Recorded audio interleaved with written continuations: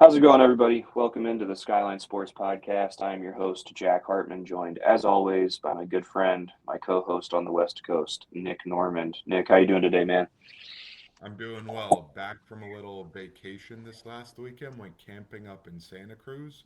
Shout out to my loco crew. We had a really good time up there. Big group of us friends who second annual camping trip. We just had a great time up there.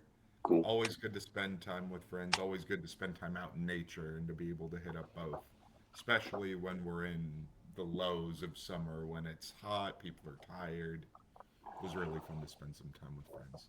But back at it, Fiesta's going on out here in Santa Barbara. We have a yearly Fiesta celebration. And so it's a lot of music, a lot of food, a lot of stuff going on in town. And so that's probably going to be my plans, I think, Sunday post church. That's what I'm going to be rocking with then. So Neat. that's what's going on with me. What about you, Jack? Yeah, I am. I'm doing well. Yeah, just we're nearing the end of summer, which means getting back into gear for the school year for um, obviously for my wife who's a teacher and getting back to school, but also when we're in the school year, our you know schedule for youth group and stuff is a little more um, routine and stuff like that. So yeah, getting ready for that. Really looking forward to that. And yeah, getting forward to football. As of us recording this, the Hall of Fame game was last night, which was surprisingly a pretty awesome game. I say surprising because most preseason games aren't nowadays. Um, I feel like back when it used to be four preseason games, 16 game season, you'd still see the starters. They would play like one series or two series, in that first game just to make sure they're doing all right. But now with that, they're like, nope, nobody that you care about is ever going to play in these games. So, but it was a really fun game. Really really fun to watch live football, real football again. That was super cool too, and. Despite the quality being worse because of the level of talent on the field in the in the preseason games, it's also really fun to watch because all those guys are competing for roster spots, and so they're playing really hard. And so sometimes it feels like you're watching a preseason game. You're seeing guys that care more than like your random week 7 game against your AFC division opponent that came in third place last year because you're in the NFC playing an AFC division. Like whatever that is. So yeah, so it was nice. It was fun, and yeah, today we are talking about wide receivers. We're going through our top 10 wide receivers and giving our rankings for them. Um, this one was interesting. We'll just put it that way. We did running backs, we've done quarterbacks, and so we're doing wide receivers. And then starting next week, we're going to get into our division outlook. Going division by division as we prepare for the season. So, Nick, why don't you kick us off with who you have as your number 10 rated wide receiver going into this season? Mm-hmm. So my number 10 wide receiver is Malik Neighbors. He obviously tore up his knee last year, but rookie Malik Neighbors looked like a superstar. Put up over 1,200 yards that rookie season. I believe him to be having superstar potential. When I was breaking down this list, it felt like there was an upper echelon and then there was a whole lot of stars. Where it feels like there are a ton of superstars, but to me there's a top group that's kind of separated itself, but then a huge chunk of awesome players. And I think that Malik Neighbors could either be the top of that group of stars or I think even reach into that superstar sort of tier. I think that he has the speed, the explosiveness, the shiftiness to be able to get by any DB. I think that he's a deep ball master where just throw it up to him, he can run by somebody and catch anything. I just think that his skill set is that of a top 5 caliber dude, and him being stuck on the Giants and him tearing up his knee are question marks. But there are few other dudes even in this league who I think can reach the heights like he can. I think he has an insanely high peak. and it's just a matter of if he's able to reach it. But I think he has the talent to be able to do so. So I got Malik Neighbors. All right. Malik Neighbors did not make my list. I think there's a strong chance that he's in everybody's top 10 after this year. Again, with assuming he stays healthy, Jackson Dart progresses a little bit. Obviously, we've got probably the best coaching staff in that building since Tom Coughlin left, which was over 10 years ago. So I expect big things from him this year, but I don't have a strong enough sample size for me to put him in my top 10. But he will be for sure throughout the rest of his career, I imagine. My number 10 is Terry McLaurin. I'm going with Terry McLaurin here. His his season last year is nothing to write home about. He had 582 yards and 3 touchdowns on 38 receptions. He only played in 10 games. We remember Jaden Daniels either was hurt and not playing, or he was hurt and playing for most of last year. And we saw what that meant for the Commanders having been in the NFC Championship game the season prior. But then if I look back, forgetting last year, Terry McLaurin had put up 5 straight seasons of 1,000 yards. The season prior with Jaden Daniels, and most of those were with bad quarterback play. But in 2024, with healthy Jaden Daniels, he had 1,096 yards and 13 touchdowns and 82 receptions. I think that he's a dynamite wide receiver. He's a trustworthy wide receiver.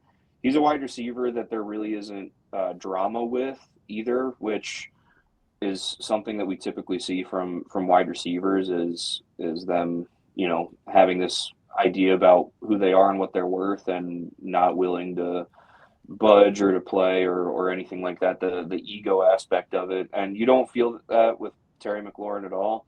He just shows up and goes to work. I think Washington is going to bounce back this year. I don't think that they will reach the heights of NFC Championship game like they did a couple seasons ago. But I do think that they'll bounce back with a healthy Jaden Daniels, and as they start to adjust, becoming a much younger team. And I expect Terry McLaurin to, if he's healthy, be back to his old self, you know, 75 plus receptions, 1,000 plus yards, 8 plus touchdowns. Mm-hmm. Yeah. And the question is if he can bounce back. It feels like wide receivers right now have really good longevity and are able to put up a lot of great seasons. But I just have concerns because Terry McLaurin's been so good and so consistent, and his quarterback play was inconsistent last year because of injury, and he was inconsistent last year because of injury. And he's one of the, I would say, older wide receivers that I have on my, not on my list. He didn't make my list actually. He's one of the older top end receivers in the league. And when you got an older, he's only what, 29? He's 30 years old, and he's going to be 31 actually, September 15th. So he is on the older side. He is over 30. But he, like you said, no drama, professional, comes from Ohio State, coached well, dealt with a lot of frustrating stuff in Washington, terrible QB play, terrible coaching for the better part of his career, and he was a professional. Terry McLaurin's the kind of guy that I think everybody's going to look back on in 10, 20 years and be like, man, he was so good. Man, was he ever an all pro? Was he a Hall of Fame player? No. But he was so good and he was a franchise staple for years and years and years. And I think he's going to be well respected. And I think he is well respected. It's just I have concerns for a speed based wide receiver getting older, getting a little bit injured. But his resume speaks for itself. 5 straight 1,000 yard seasons, almost 7,000 career yards overall in 7 seasons. He's great. He's Terry McLaurin, man. Yeah, for sure. Mm-hmm. Moving on to my number nine. My number nine I got, that would be Nico Collins. I think that Nico Collins offers something that very few other wide receivers do in how big of a body he is. He's 6'4". He's, how heavy is he? He was listed at 215 pounds coming out of college. I think he's probably put on some weight since then. But his ability to be a big physical frame while being a really smooth mover, I think is just so unique. And since he broke out that first year with CJ Stroud, he has been a difference making player who I think's one of the most unguardable body types in the NFL. You can throw the ball up to him or he can break open on routes and he's reliable like that. I just think that he's another no drama sort of dude. Like you said with Terry McLaurin, I never hear anything negative about Nico Collins. I never hear about any diva stuff with him. His quarterback play has been spotty the last year or two with CJ kind of taking a downturn. Never heard anything from Nico Collins. Always a good teammate, always professional, always makes the tough catches. And I just love the type of player he is as a mover, as a separator, as a great hands catcher. He's just the type of dude I'd want on my team because of what he is from the neck up, what he is as a leader. I think he's going to be a dude that ages well and sticks around in the league a lot longer than maybe his physical skill set would make people think, where it's like, oh, he might not be running by dudes in year 10. He might not be separating like crazy in year 9, but he's going to be the type of dude where he's teaching the younger guys how to route run, where he's the leader in the wide receiver room. And I think that he's in his prime right now. And I think a big, strong, moving dude in his prime, worthwhile to be in the top 10. I got Nico Collins. Yeah, Nico Collins is a great wide receiver. I think the thing that is hardest with us grading or ranking wide receivers is how dependent they are on good quarterback play. Um, so for me, I also don't have Nico Collins on my list, Mm-hmm. and it's not. Honestly, most of it has to do with the guys that I do have on my list. I trust their quarterback play better, so I trust their ability to contribute more. And it's an unfortunate thing for a guy like Nico Collins in this, um, but when CJ Stroud was looking really really good, Nico Collins was also looking really really good, and so if CJ Stroud is able to return to form, then great. If this is CJ Stroud's last year in Houston because he isn't, then whoever Houston brings in, if they're good, then I expect them to have a dynamic wide receiver to throw the ball to as soon as they step in. My number 9 is one that I struggled with where to put this guy, because there are a lot of factors at play here. But my number 9 is George Pickens. Ooh. So some might say George Pickens at 9 is low, and it would be hard for me to argue with that. He had 1,400 receiving yards last year, 9 touchdowns, 137 targets, 93 receptions, 73 first downs. Um, he was amazing. That said, it is hard to gauge how much of his success is because CD Lamb was on the other side of the football field and was someone that opposing defenses had to worry about. Mm-hmm. My other issue with George Pickens is completely opposite of Terry McLaurin. He is an absolute head case in a locker room. And there were times last year, despite him having a great season, best of his career by far, um, that caused problems. Like I remember watching the Cowboys Lions game, and they're like from the opening kickoff, it seemed like what feels like George Pickens just doesn't really want to play today. Like running lazy routes, not really blocking well. There was an interception. He kind of stood around and didn't actually try to chase down the defender. That sort of thing that you're gonna get from time to time with George Pickens. I think if you got the best of George Pickens for an entire season, like that's a top 5 wide receiver after last year, but the fact is that's not going to happen. There are going to be a few games that it's like, yeah, George is on the field, but he's not really here with us, Mm-hmm. and that makes it hard, um, at least to me. Uh, Other thing that makes it hard, he's not that great of a blocker, especially according to Pro Football Focus and their grading.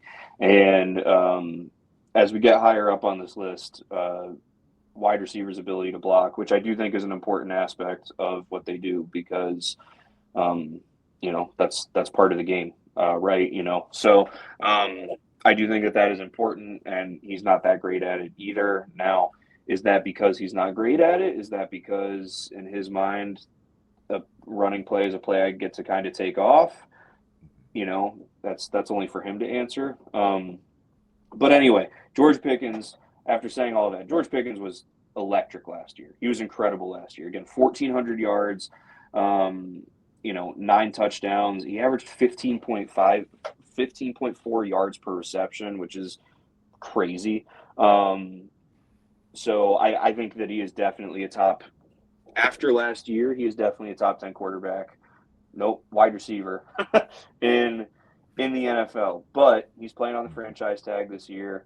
Um, I think that, and again, the reason that he's 9, despite what he showed last year, is because I think he's definitely aided by the situation that he was in. Being at Dallas, having Dak Prescott as his quarterback, having CD Lamb being, the guy running routes on the other side of the field that, I think most of last season defenses were more zoomed in on him.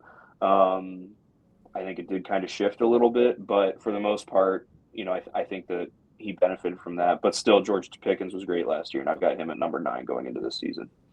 Yep. I have a dude at number 8 with a lot of similarities to George Pickens, actually. He was in an offense that was throwing the ball a ton. They were trailing a lot because their defense was really, really bad. He really benefited from a player opposite him who got a bunch of attention too. And he had some inconsistencies this last year. This last year wasn't quite his best year because of those inconsistencies, but he's still really good and has a history of production. I actually have George Pickens' teammate CeeDee Lamb here at number 8. CeeDee Lamb, I think sneaky just is really good at everything. Last year, his hands were the biggest issue. He had numerous drops this last year in big spots, but he still produced. That's the crazy thing. Where I feel like last year, it's like, oh, CD Lamb probably had his worst season since his rookie season. And he did statistically, but his worst season still looked like 75 catches, 1,077 yards, 14.4 yards per reception. That's really good. Uh, 3 touchdowns. Like, I think that that's really awesome. 0 fumbles.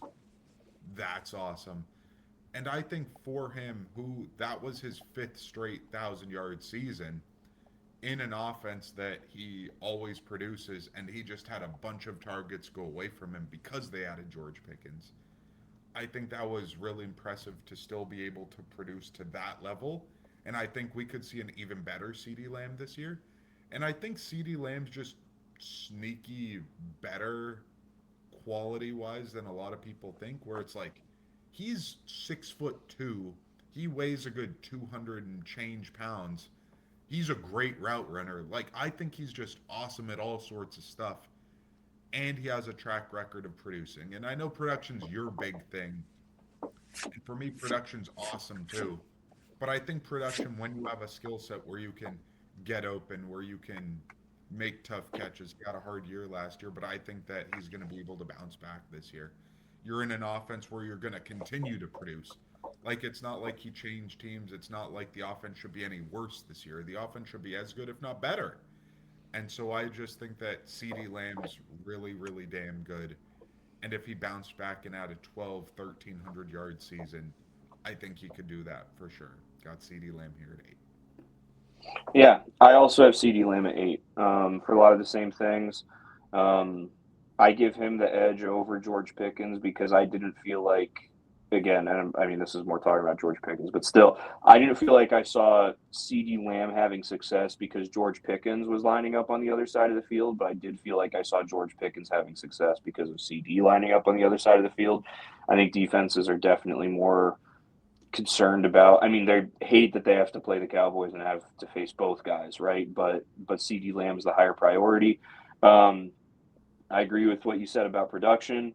I agree with what you said about the drops, and that's something that other than Larry Fitzgerald, you see like every wide receiver, every good wide receiver that has a high volume of production will just randomly have these little like a season, or a few games where it's like, man, what is going on? Like you're so sure-handed. Why are you not catching the football well? And I think we saw that from CD Lamb last year. I'm not concerned about it. I think that's something that he'll bounce back from. Um, you know, I wonder, like you said, about the production because I do think that the Cowboys defense is going to keep them in games so much more that they might not be throwing as much, but also I think the Cowboys recognize that their best offense is a passing offense because they've got Dak Prescott and because they have CD Lamb and George Pickens. So, we'll sort of see how that plays out. But I agree. I think CD Lamb at his best. I mean, CD Lamb at his best. People were making arguments, and it was hard to argue with them that it's like you look at his production and his statistics and compare them to the likes of Jamar Chase and Justin Jefferson, who I'm sure you and I both have much higher on this list, and it's like, shoot, like it's not like there's this steep drop off, that was the argument, a couple seasons ago, especially in 23 when he led the league in receptions at 135 and put up almost 1,800 yards. But I think that, yeah, CeeDee Lamb certainly a benefit of being in the Cowboys offense and having Dak Prescott as his quarterback. I think he'll bounce back this year. I think by the end of the year, if we were to do this again, CeeDee Lamb will probably be Both of us. Um, at least that's my guess, and we'll keep tabs on that and see what that looks like. But yeah, all in all, definitely big fan of CD Lamb. Hmm. For sure. I think CeeDee Lamb's awesome. There's a reason we both had him there at 8. Yeah, CeeDee Lamb's awesome. I think George Pickens and CeeDee Lamb are both incredible players, and for Dallas to have both of them, I think, is a steal. If they got to pay George Pickens after the season, after he plays on the franchise tag, then maybe you got a kind of Bengals situation where it's like, oh my God, their offense has so much money in it. Like, what are they going to do? But right now, they don't have to worry about that because this season they should be pretty good. Moving on to my number 7, though, I actually have George Pickens here at number 7.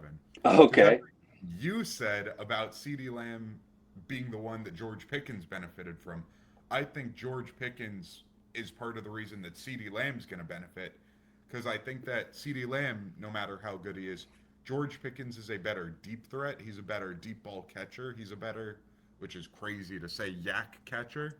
I think that George Pickens is the type of dude where you can throw a slant and he can take it 30, 40, 50 to the house. CeeDee Lamb, I think, can do that, but because his breakaway speed isn't there, his ability to make you miss is just a little bit different. I think George Pickens has the skill set to be a top 3 to 4 receiver on the planet if he was able to put it all together. If he was able to put it all together, I think he could be a really good blocker. I think he could have the best hands in the league. I think he could be a top 2 yak receiver in the league. I think that he just has the qualities that I love in a receiver, but it's from the neck up that I'm just like, you're gonna play inconsistent sometimes. You're gonna be moody. You're gonna like make some boneheaded plays sometimes. You're gonna fumble or do something weird on occasion. But a player with this level of production in this offense, with this skill set, I think is a player that I think insanely highly of for what he did and what he can continue to do. I don't think that the 1,400 yards this last season was an outlier. I think with an even better defense in Dallas, I think he could still produce 14, 1,500 yards this year easily. And I think that you didn't even get the best version of George Pickens yet. That I think he's still on the way up. I think that last year was a bit of an outlier for CeeDee Lamb, but I don't think we're going to see a better CeeDee Lamb than that 1,700 yard season where he had a whole bunch of targets and he was the only receiver in that offense to really get volume like that. I don't think we're going to see a better CeeDee Lamb, and I think we could see a better George Pickens, which is crazy to say. And I'm also kind of gambling because it's a contract year for him. I'm kind of saying, hey, it's a contract year. He better be focusing because he's trying to turn this 30 whatever $1 million franchise tag into like 150, like 100 million guaranteed, something like that contract. And so I feel like if you get a focused George Pickens, we could see a George Pickens like last year that was a superstar, but also hopefully doesn't have the moodiness of the bad blocking, giving up on routes this season. And I think that that's just a ceiling that I would love to tap into. Love me some George Pickens. So I feel like I have to ask, as a resident Steelers fan, how hard is it to watch George Pickens have success, especially considering what the wide receiver position has looked like for the Steelers the last few years? I mean, of course, it's only been 1 year without him, but still, last year the Steelers could have used a guy like George Pickens. So how much does it hurt to see him being successful? It's like we had him in the building. What happened? You know? Um, I I don't feel that badly actually about it, and I'll give you a window into why. Because George Pickens, I think he had his best season in Pittsburgh when Mason Rudolph was throwing the football, because Mason Rudolph was willing to hang in the pocket and throw the ball downfield and knew what George Pickens was. You have Kenny Pickett in there, you have Russell Wilson in there, Justin Fields, like those weren't dudes who could utilize George Pickens in the way that he needed to be utilized. Aaron Rodgers maybe could a little bit more, but Aaron Rodgers to me is much more of a hit the hitch, hit the slant, hit the bubble screen, like throwing short stuff. And George Pickens, outside of the yak stuff, is an insanely good deep ball catcher. And I don't think Aaron Rodgers would utilize him that way. And I think that because of the quarterback situation in Pittsburgh compared to that in Dallas, where Dallas is anything but having quarterback issues, that George Pickens in Pittsburgh, you wouldn't get as good of a version because the quarterback play would be worse. But you'd also get more of a head case because we paid DK Metcalf all this money and we traded for him. And now we have this co wide receiver thing that we never got to see because we traded George Pickens after that. But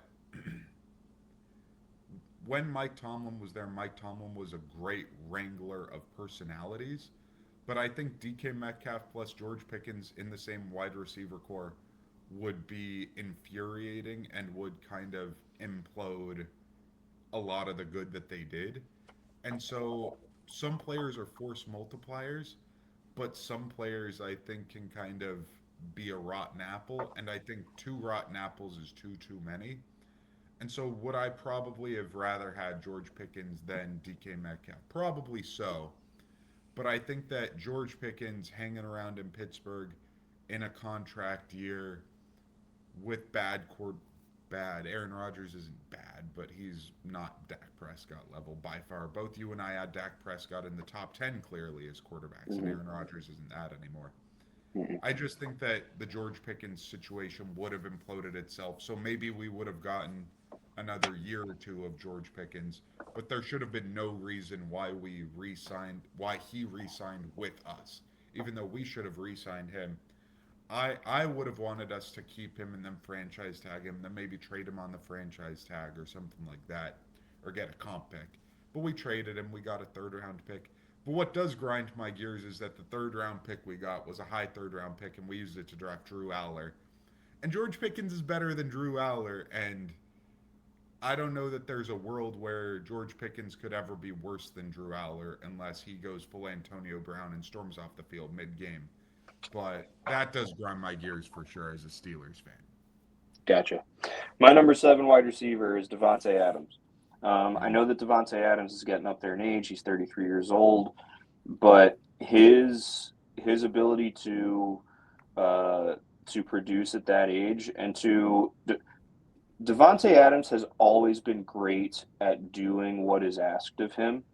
And I mean that to say, like, you look at what he did obviously for all those years in Green Bay.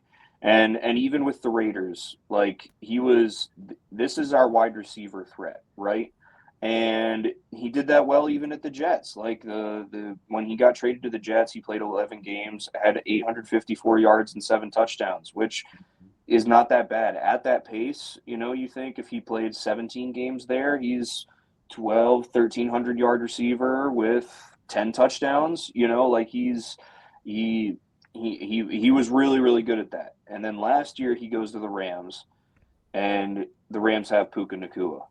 And so Devontae Adams is able to be the wide receiver two on that team, be probably one of, if not the best wide receiver two in the National Football League. And he had almost 800 yards. He had 14 touchdowns, 60 receptions. He is all in throughout his career. He has always been the best at what is asked of him in the league, right? He led the league in touchdowns last year at 14, right? So obviously there's not a wide receiver two in the National Football League that, scored more touchdowns. Looking at the Cowboys and what CD and George Pickens did, you can make the argument, okay, but I think that's an outlier because they're both wide receiver ones that were on the same team, really. I really, really like Devontae Adams. I like that when he's injured, he's not injured, right? Like he missed 3 games last year. The year before that, he missed 3 games. Before that, it was 17, 17, 16, right? So, like, and there hasn't been a single season in his career that it's like, oh, man, he's missed, like, a lot of time, right? It's like, yeah, wide receivers, they have hamstring issues. They have calf issues. Those happen. Take a couple weeks and get back. Obviously there's been more of that in the last couple of years than there were in the years prior, but still, I think in that offense with Matthew Stafford as his quarterback, I fully expect that he will, be in that 750 to 1,000 yard range at least, and be at least a 7 touchdown guy. And that's something that there are a ton of teams in the NFL that they would like, man, if we could get our hands on that, that would be great. On top of that, Devontae Adams is willing to block. He's a decent run blocker. He's an above average run blocker. He's got great hands. He catches the ball really well. So I've got Devontae Adams at 7. Yeah, Devonte Adams, great player, future Hall of Famer. Like I had some hesitancy saying future Hall of Famer because wide receivers, it's so hard to make the Hall of Fame because there's such a log jam where it's like Torrey Holt, Isaac Bruce, Andre Johnson, and then you got Jimmy Smith and Antonio Brown, and also it feels like there are just so many great wide receivers. Reggie Wayne, feels like there are a million of them, and those are all dudes that have 13,000, 14,000, 15,000 yards, and it takes time for them to get in. So Devonte Adams, who right now is sitting at 12,600 and change yards, I'm like, but he has 117 touchdowns, led the league in touchdowns 3 times at the wide receiver position. Crazy. This is my first spot that I kind of strongly disagree with you. I think that Devonte Adams has been a great player and is still a really, really good player. But I think his ability to be a threat as a wide receiver has kind of been diminished because I think his top end speed isn't what it used to be. I think that being in an offense with Aaron Rodgers in his prime, he was able to get force fed the ball where you were able to see the best of him, where he'd get a ton of targets. And I think in LA, where he has a quarterback in an offense that knows how to use him, that's how you get a ton of touchdowns, and that's how you get great timing routes. But timing routes and touchdowns are awesome. But when a bunch of those touchdowns are 1 yard touchdowns, and those timing routes are short and mid kind of stuff, he did have a high yards per catch, but I just don't feel like he's as threatening or as explosive as he once was because his prime was so great. I still think he's clearly a top 20 wide receiver, but top 10 is just a really hard list to crack. There are superstars here down at the low end of the top 10. Yeah, and you know what? I think that he still is one. Like I think that just because that it's not expected of him that he's putting up Jamar Chase numbers doesn't mean that he's incapable of it.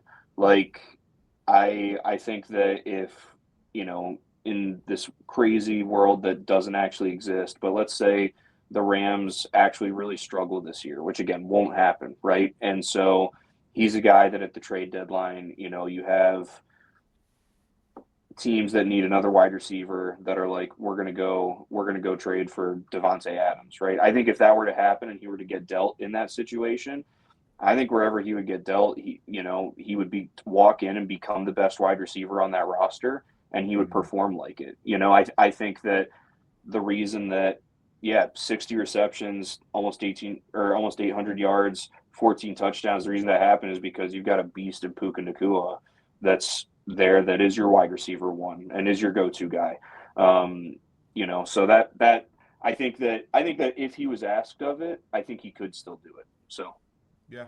And I think for you to say that, considering his track record, makes a lot of sense. I'm just more hesitant, especially when he's, what, 33, 34 years old? 33. Yeah. Great player, though. Love me some Devontae Adams. And wow, his birthday is Christmas Eve. Who knew? Hmm. Moving on to my number 6. I have AJ Brown. He is a diva. He is kind of inconsistent in ways, but I think a threat of a wide receiver that can be a threat at all three levels, where he can take a slant, take it to the house, catch a deep ball over somebody's head, make an acrobatic catch, be a sort of dude who at all three levels is just imposing on the defense.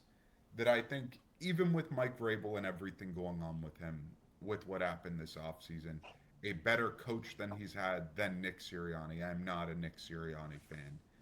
I think better coach, better quarterback play, which is saying something because Super Bowl MVP caliber quarterback in Jalen Hurts. I think Drake May is just better as a passer. And I think in an offense that is going to be willing to do timing routes and be able to hit the slants West Coast style in New England, I think that A.J. Brown could be back at like 1,500 yard season, something crazy like that in this offense. And there's just a really big hole in this offense that was great this last year that A.J. Brown is filling. And I think A.J. Brown, a player who's crazy big, crazy strong, crazy athletic, but we've also seen him be able to produce when he's with a quarterback that he's on the same page with. And I think he can do it again. I think A.J. Brown has all the skills to be the number 6 wide receiver. And I think his floor, even though he's inconsistent, like his bad seasons are 1,000 yards and still a handful of touchdowns. And I think that this season should be a really good to great season from A.J. Brown. So I'm expecting 1,200 plus yards, 8 plus touchdowns, if not way more. Yeah, I've got AJ Brown at number 6 as well. Um, Mm. we've talked about it, it's like, oh man, AJ Brown, he's just not really there. He's not really producing. He's sort of absent in the Eagles' offense. He had 1,000 yards and 7 touchdowns last year, and he had 1,000 yards and 7 touchdowns the year prior in only 13 games the year prior. Like, it's it's odd thinking about the discourse about him and how poor he was in Philadelphia, and then looking at the statistics and realizing it's totally, wrong. Um, I agree with you. I think he'll have way better quarterback play with Drake May. I think that he will actually be used in the offense, unlike it felt like he was when he was in Philadelphia the last couple seasons. I think that, uh, yeah, like you said, massive hole for the Patriots that he's filling by becoming their wide receiver. The his ability and his style is great. Obviously, he's getting back with Mike Vrabel, who he was with when he was in Tennessee, and had success there. And I think that 1,200 yards, 8 plus touchdowns, absolutely is in the cards. Easily. Probably even more than that. Easily. Um, I could see 1,400 yards, 10 plus touchdowns. Yeah. Just because he's that dynamic. I think the reason that, for me, he's at 6 and there are guys ahead of him that, in the world of the traits that you like to live in more than the production that I like to live in, you would put AJ Brown over a few of these guys that are ahead of him. But like you said, definitely a head case at times. Um, definitely, I it's hard to say this because if I was asked to only do the dirty work and not really get rewarded for it, I would get pretty, unenthusiastic about doing it too. But even still, he's not that great of a blocker. Was not very engaged last year, the last couple of years in doing that and fulfilling that role. But even still, he's certainly a top 10 wide receiver in the NFL. He might take a run at number one this season alone. Like just looking back at who's the best wide receiver this season with Drake May at quarterback, that might be the case. Mm-hmm.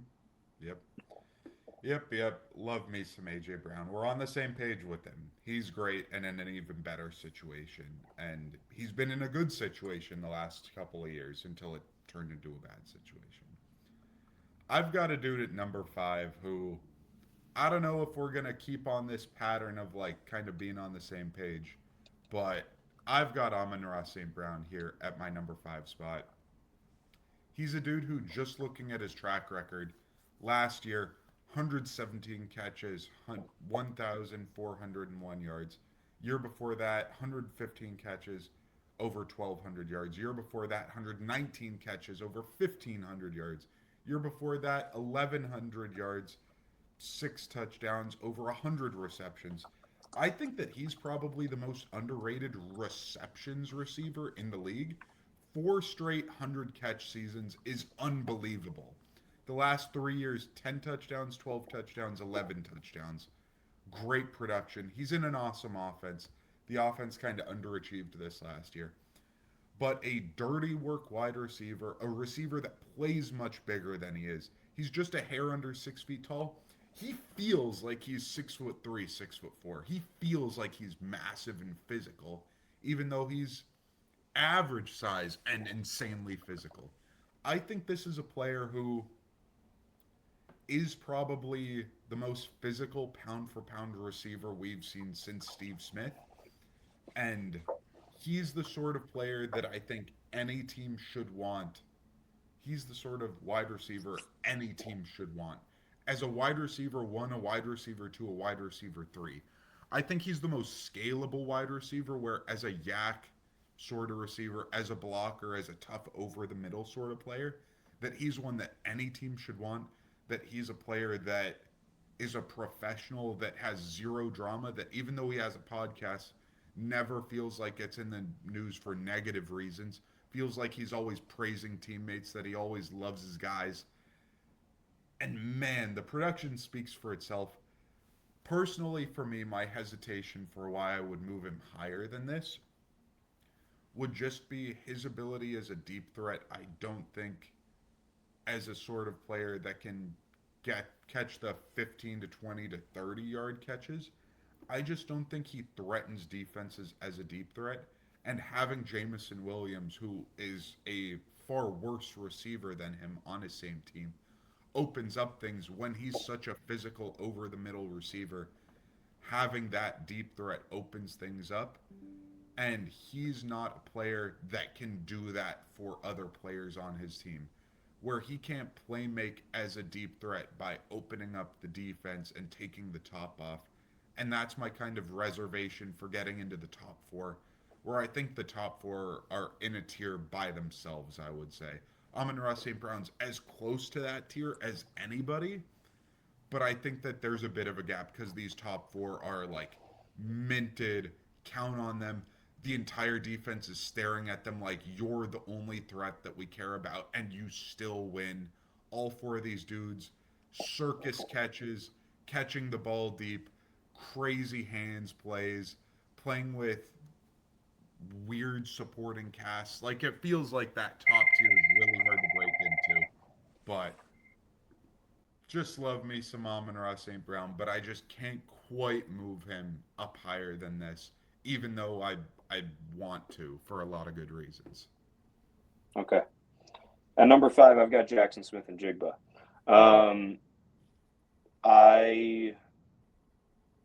I've got Jackson Smith and Jigba. While I agree with you that I think JSN is more of a threat down the field than Amon-Ra St. Brown is. And we're talking beyond 20 yards because I think within 20 yards, they do everything just as good as one another. I think one thing that puts JSN for me right here is he's just he is so good at catching the football. He is so good at catching the football. Um, he had 1,800 yards last year, 1,793, but 1,800 yards, 10 touchdowns. I feel like does a great job at you know he's not the only wide receiver on the Seahawks, right? Like they do have Rashid Shaheed, they do have Cooper Kupp, but like Cooper Kupp, it's like, okay, you're past your prime. Rashid Shaheed, it's like, okay, you're more of this gadgety guy that we use at wide receiver. And so defenses are really just so focused on JSN. Right. And despite that, he had 1,800 yards last year. Led the league in yards, 119 receptions, 10 touchdowns. He was just great. The thing that I would like to see improved that to me would bump him above Amon-Ra St. Brown, who I'll spoil and say that I have next since we were just talking about him. And to me, what separates St. Brown from JSN instead of the other way around is I'd like to see Jackson Smith and Jigba be a better blocker. Like that's something that which I do think is an interesting thing. Like, despite you being the traits guy, me being the production guy, like it's like you're the traits guy, but okay, blocking, yeah, and I'm the production guy, but also blocking is super important. It's just interesting how this conversation has sort of gone. And I think that that would be the difference maker. That would be the separator. But again, we're talking a razor thin margin, either way. And I think that the Jackson Smith and Jigba, again, by far a top 5 receiver. Like, I had no reservations putting him at 5. I don't should AJ Brown be a no? Absolutely not. There is, in my opinion, a clear break between the top 6 or the top 10 and the top 5. And Jackson Smith and Jigba is, again, he's incredible. He's phenomenal. Also, to do it with Sam Darnold as his quarterback, which meant a whole different thing 3 years ago. But also we didn't put Sam Darnold in our top 10, right? We left him off of that, left him out of our top 12. We were talking about our pools for the last few spots, right? So Jackson Smith and Jigba is incredible. Now the question is, was last year just a, a big pop year for him? Is he more likely to be what he was last year or the year prior, which was still a great year? He was a Pro Bowler the year prior, but it was 1,100 yards, 6 touchdowns, and 100 receptions, not 120, 1,810. So we'll see. Time will tell. By far, he's one of the top 5 wide receivers in the league, though. Mm-hmm. Yep. I don't have Jackson Smith and Jigba right here, so I will pause and talk about him in a little while. Okay. But the dude who I do have at number 4, that will be Puka Nakua. And this might be lower than other people have him because this top 4, by extension, top 5, is really hard to break into. But but Puka Nakua is a superstar. Puka Nakua is in LA. Like he, he feels like a superstar and he plays like a superstar. He's incredibly fun to watch. Great blocker, like you've said about some of the other dudes.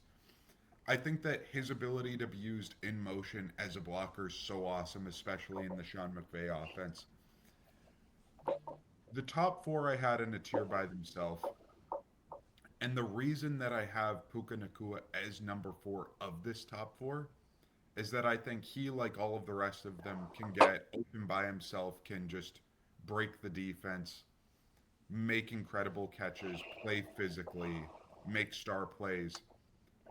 I think that his production is the fakest of all the wide receivers in the top 4. And when I say that, what I mean is, like, we saw Cooper Kupp put up an insane season on the Rams when he had Stafford. And since then, injuries kind of derailed his career and he's sort of fallen off.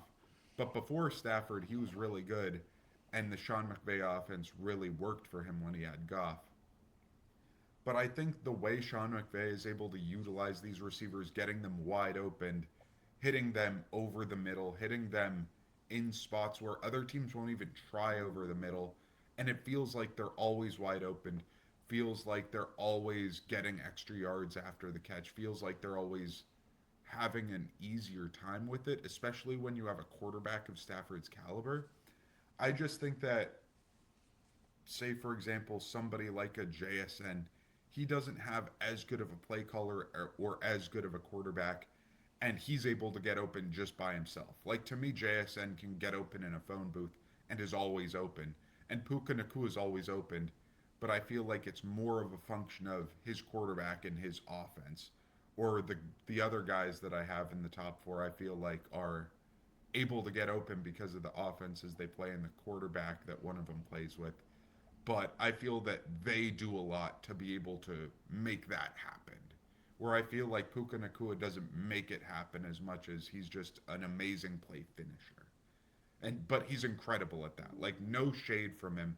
He is just an incredible play finisher, makes plays, hands catches, physical, does all the stuff like Amon-Ra St. Brown as a blocker over the middle. He's just a little bigger, a little more of a make star plays, I would say.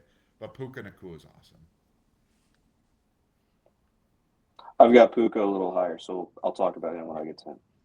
I've got Amon-Ra St. Brown here at number 4. Like I was talking about, there are a couple things that I think are so underspoken about when it comes to him, and underappreciated. For the first thing is his willingness to block, his presence in the run game as a blocker is pretty it's pretty spectacular. Like when you watch some of these, film sessions that it's Lions running plays, right? And they're always talking about the type of blocker that he is. He's not the type of blocker that you see from a lot of wide receivers that it's like, hey, I'll block you. I'll throw a shoulder and knock a guy back a little bit, but then I'm looking to see what's happened with the run game. It's like, no, he is I am blocking you. Like mentality wise, he blocks like a lineman. Like, I am blocking you through the end of this rep, which I think is really it is very important in the Lions run game. You cannot look at the success that Jahmyr Gibbs and David Montgomery have had the last few years and not mention how all of the receivers, but especially Amon-Ra St. Brown, block in that offense. Something else that I think is wildly underrated about Amon-Ra St. Brown is his route running ability. And I say that because, you talked about, and I agree, Amon-Ra St. Brown is not the wide receiver that, you're splitting out wide to run a streak. He's not even really, you're putting him in the slot, but having him run like a deep down the field post. But the fact that he still produces as many yards as he does, while most of his receptions are within 15 yards of the line of scrimmage, just goes to show how great of a route runner he is, because he's getting separation when he's close to the line of scrimmage. He's getting separation when, DBs aren't as often having to turn, flip the hips and totally run. They're still in their backpedaling and their lateral movement. And so I think that's just a really, really impressive thing about him that does not get mentioned enough. He had 1,400 yards and 11 touchdowns last year, despite it being like a down year for him and a down year for Detroit's offense. He had the second highest yards in his career last year like that. 117 receptions, and also he's just a first down machine. Like, he is we are moving the chains type of wide receiver. He led the league in 23 and 24 in first downs at 87 and 80. Last year dipped a little bit to 70. And of course with this, there's bias caked in because I am a Lions fan, but I think that he's worthy of a top 5 spot. I think he's worthy of a top 4 spot personally, because of how much of a weapon he is on offense in all manners of it, both as a receiver, as a blocker, as a ball carrier. He threw a touchdown pass to Jared Goff a couple of years ago. He's he does it all and he's great at it all. He's yeah. So I've got Amon-Ra St. Brown at 4. Good stuff. Yep, I think Amon-Ra St. Brown's awesome. I have more concerns about him because a smaller, physically, he just deals with so much physically. And last year he played injured and played awesome while injured. But I think being a smaller dude who does so much dirty work, digging people out of the trenches as a blocker, like being that small doing that is going to take a toll on you. And last year he was still great, but can he do it for another year? Can he do it a year after that and not miss games? Like he's able to not miss games, but is he going to wear down more and more? I don't know, but it's something I'd be worried about. Moving on to my number 3, though, I got JSN here. I love 3 level receivers. JSN, open short, open medium, open deep, always open. Feels like no matter how much space you feel like he's going to get on a route, he always gets more space. Feels like he's able to make whatever catch he needs to make. Great hands catcher, can catch with volume, can play against the best DBs and still get open. They used him in a really creative way this last year in Seattle on that offense. And I don't even think you need to use him that creatively to be able to get great production out of him. I think you could put him in the slot or outside and he just wins and is awesome no matter what. But you run him out of the backfield and have him run routes out of there. You bring him through the C gap or outside the tight end, and like you're going to have awesome production. But I don't think he's dependent on those formations, on those play calls to be able to be awesome. I think he's just awesome. And I think to be able to deal with that level of volume, and it doesn't feel like he takes hits either. I can't remember a single huge hit or really physically confrontational action he had with any DB, any linebacker. It just feels like it's easy for him. And that's kind of my worry with Amon Ra, that like he's awesome, but it doesn't feel as much like things are easy for him. It feels like he's incredible, but that he's taking a pounding a lot. And JSN, it feels awesome and easy for him, and that's why I got him up here at number 3. He's just great. One thing I'll say about Amon-Ra and his protecting himself, he does a really good job of protecting himself. Like, because of the toll that he takes on his body from blocking, there are a lot of times that it's like, ooh, you could have gotten another yard and a half, but you went down because a yard and a half, this offense and you can, and you're protecting yourself so that you can be more effective long Right. term in other places. So my number 3, I've got Puka Nacua here. I had never really thought about his, as you call it, what was his fakest production? Is that sort of the Yeah, way that yeah. you described it? That's not a Which, nice way of putting it, but his production is the fakest of these top dudes, which is not to say it's fake, but I think that his yards and his ability to get opened is the most supplemented by his situation of any of these dudes. That's yeah, what I would say. yeah, which I do think is fair. Um, that said, his production was still production. You know what I mean? Like Yep. he was still a 1,700-yard receiver last year, 80 first downs on 129 catches. Both of those led the league, and 107.2 yards per game also led the league last year. On top of that, um, he is a ferocious blocker as well. Mhm. He does the dirty work really, really well. He and Amon-Ra St. Brown, in my opinion, are just in a league of their own when it comes to wide receivers. That when it comes to run blocking, um, he and pass blocking too. Also, Mhm. Puka Nacua, Amon-Ra St. Brown, also willing pass blockers. Which some of these guys we've talked about, most of them don't even have a grade according to Pro Football Focus as pass blockers because it's like, I'm not pass blocking. I'll run block, I guess, but I'm not going to pass block. You kidding me? You're throwing the ball and I'm not. Yeah, no chance. Um, but but yeah, Puka Nacua, he is dynamic. When it comes to head cases, there's a case to be made right now that he's the worst of the worst.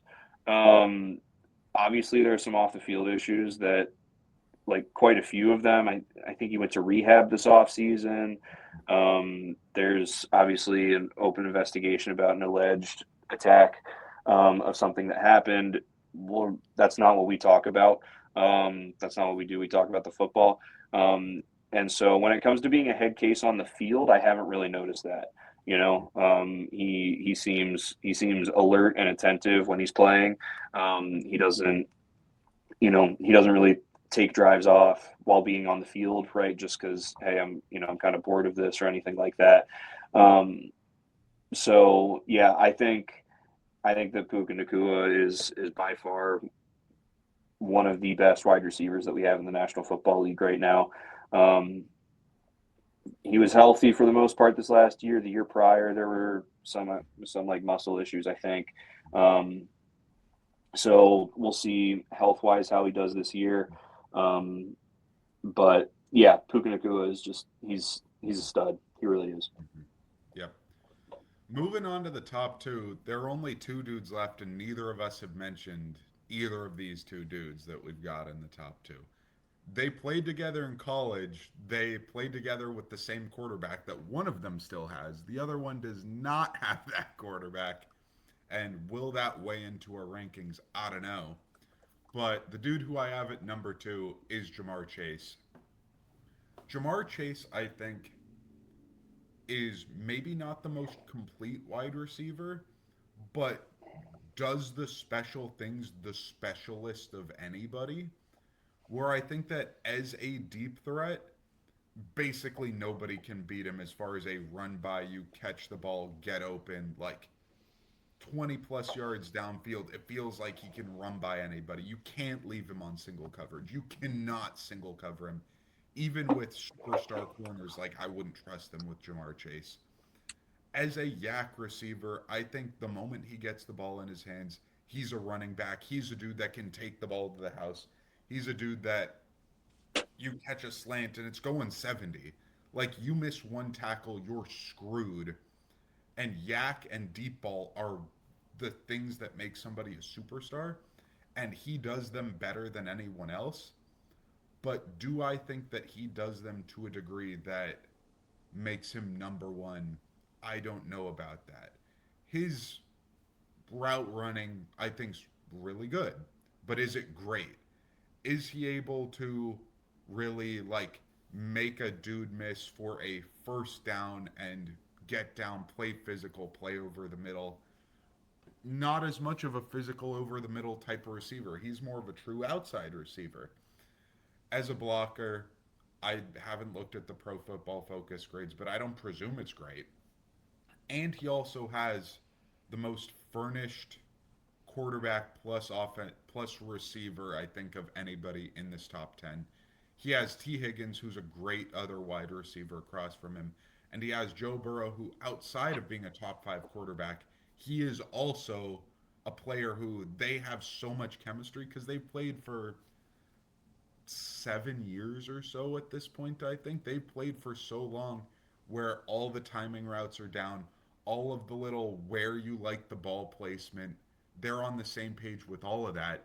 And considering all of that, he's able to produce incredibly well. But do I think he's better than the dude at number one? I don't think so. And the dude at number one, I think, does it at all three levels and does it with trash or treasure at quarterbacks, man. And I think if the dude at number one had Joe Burrow as his quarterback, he'd produce insanely well, just like Jamar Chase. But I think that he translates to other situations potentially better than Jamar Chase. So that's why I got Jamar Chase at number two. He's incredible, though. Yeah, I also have Jamar Chase here at number two. Um, I'm not going to hold the guy that we both have at one hostage by having nine as his quarterback last season. The one thing that I will say, and I think that the argument between Jamar Chase and Justin Jefferson is similar to the Jameer Gibbs, Bijan Robinson uh, argument in that, yes, Jameer Gibbs and Jamar Chase have pretty much always had a better situation than Bijan Robinson and Justin Jefferson. However, you also have seen better production and better results in terms of overall team success from these guys that we have at number two. And again, I think like with the Bijan Jameer Gibbs conversation, if Bijan was able to have Jared Goff as a quarterback, the Lions' offensive line is, his offensive line, and Amon-Ra St. Brown and Jamison Williams and Sam Laporta as pass catchers, that hey, he might perform better than Jameer Gibbs, right? And I think that you could say that about Justin Jefferson, with the Bengals, right, compared to Jamar Chase, having Joe Burrow, that sort of thing. But that said, the Vikings have always had a better defense than the Bengals have had. And not always. The first couple of years, the Bengals had a better defense. But of the last 3 years, the Vikings have had a better defense. And even still, they've had less success than the Bengals have had. So, again, it's a team sport, right? Really, quarterback is really the only position that you can measure. You can try to add success as a team into the measure of how good that player is. So I won't. Again, I'm not holding that against Justin Jefferson. I think Jamar Chase is absolutely dynamite. I think that this is really not a 1 and 2. I think it's a 1A, 1B really with these two guys. Like you said, how the top 4 separate themselves from everybody else. I think the top 2 separate themselves from everybody else. Like, I have 3 is Puka, 4 is Amon-Ra, 5 is JSN. I think all 3 of those guys are close. But if I could choose Justin Jefferson or Jamar Chase over any of those 3 guys, I'm doing it every time, right? So Jamar Chase is great. His year last year, again, the Bengals were really not that good last year. He still had 1,400 yards and 8 touchdowns. Like he has not had a single season in his career where he hasn't had 1,000 yards, and he's 5 years in, and for most, that's like, wow, that's really impressive.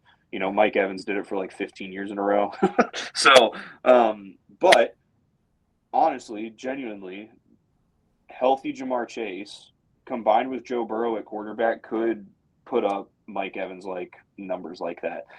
Especially because in his second year, he only played 12 games and he still got to 1,046 yards.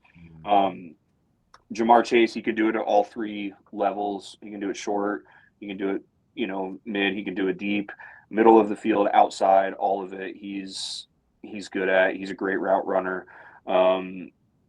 For the guys that are your top of the line wide receivers, diva wise, I feel like it's interesting with him because on one case you could be like, no, he's a diva. On the other hand, unlike a lot of other guys, he proves it. He backs it up. Like when AJ Brown is like kind of pulling one of his hissy fits, and it's like, yeah, AJ, you had 4 receptions for 33 yards in this game. Like, that's never a Jamar Chase stat line. You know what I mean? So, yeah, but yeah, I've got Jamar Chase here. We both have Justin Jefferson here at number 1. Go ahead, Nick. Yeah. So Justin Jefferson, I just want to say one other thing about Jamar Chase. Even though I have Justin Jefferson number 1, Jamar Chase, I think, is the nukiest wide receiver in the league. And when I say that, what I mean is like single game, I think that Jamar Chase is most likely to be the player to drop 200, 250, dang near 300 yards in a single game. But I think that Justin Jefferson's consistency, ability to get open, ability to translate to any situation, like I think any quarterback could take Justin Jefferson and make things be awesome. I think that for Jamar Chase, it's like, okay, if you're sitting on the slants, so like hopefully you can tackle him if he gets a slant, and then double covering him, I think that it's going to be a lot harder of a day for him to work that out. But I think Justin Jefferson, no matter what sort of coverage you throw at him, can win. And that's why I think Justin Jefferson, crazy circumstances the last 3 years with quarterbacks. 3 years ago, Kirk Cousins tears his Achilles, and he still has 1,000 yards that season. Year after, Sam Darnold comes in after 9, messes up his knee in the preseason. 1,500 yards, massive season, making great plays with Sam Darnold. And this last year with 9, basically the full season, and the worst quarterback play of any team in the league, which is saying something because there were some bad quarterbacks in the league this year. And he still put up 1,000 yards, only 2 touchdowns, but 1,000 yards again. This is, I think, where production meets skill set. His first 3 years in the league, 1,400, 1,600, 1,800 yards, and that's with Kirk Cousins being able to get him the ball. I think that the moment you have a quarterback that can get him the ball, he's going to have 1,500 yards a season. Even if you have a quarterback that can't get him the ball, still you're getting 1,000 yards a season. I think that he's just a player who translates everywhere, whose situation, no matter how much it holds him back, is a great player. Like you said about Jamar Chase, I think Justin Jefferson does have a diva quotient, but I think that he backs it up damn near like everyone else. If Jamar Chase had 9 as his quarterback, the diva factor would be going through the roof. If Justin Jefferson had Joe Burrow as a quarterback, everybody will be like, damn, Justin Jefferson's incredible. And how do you not even hear him talk that much? Like, he's that awesome. But Justin Jefferson, I think, on track to become a Hall of Famer. If he can duplicate what he did for the first half of his career for the next 6 years, he's certified basically top 2 in production all time at wide receiver. And I think that he can put up a hell of a second half of his career right now. I think that there hasn't really been much of a drop off. And I think that he plays in a way where he doesn't have to deal with physical, like getting popped that much. And that as long as his quarterback situation can improve, I think that he can have an insane career, and he already has had a great career. Justin Jefferson, I think, is proven a number 1 wide receiver and the number 1 wide receiver in the league. Yeah, yeah, I agree. I mean, one thing that I'll say just in terms of, watching both of these guys, like last year the Lions played the Vikings twice, obviously, and they played the Bengals once. Jamar Chase did not have a good game when the Lions played the Bengals last year. Justin Jefferson is basically whenever any NFC North team plays the Vikings, it's like, okay, Justin Jefferson is going to get his for the most part. Let's just try to keep it, as unrestricted as possible. What he's doing.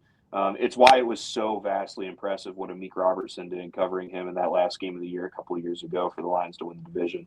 One thing that the feather in the cap of Jamar Chase that Justin Jefferson does not have.